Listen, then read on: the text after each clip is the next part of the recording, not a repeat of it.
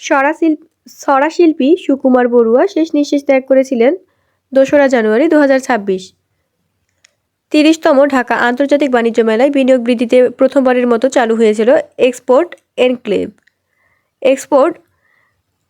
Oxford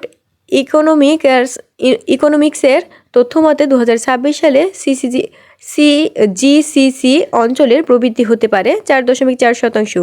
ফাউজ news, যে দেশভিত্তিক সংবাদ মাধ্যম ইরান। সরকারি হিসাব অনুযায়ী দেশের মোট জিডিপি কত শতাংশ?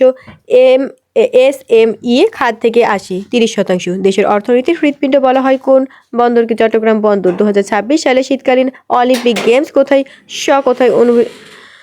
অনুষ্ঠিত হবে? Milan, Italy. Horn of Africa বলতে কোন দেশসমূহের বোঝায়? সোমালিয়া, ইথিওপিয়া, ইরিত্রিয়া এবং জিবুতি। এডেন বিমানবন্দর কোন দেশে অবস্থিত? হার্দামাউথ, ইয়েমেন। গাজা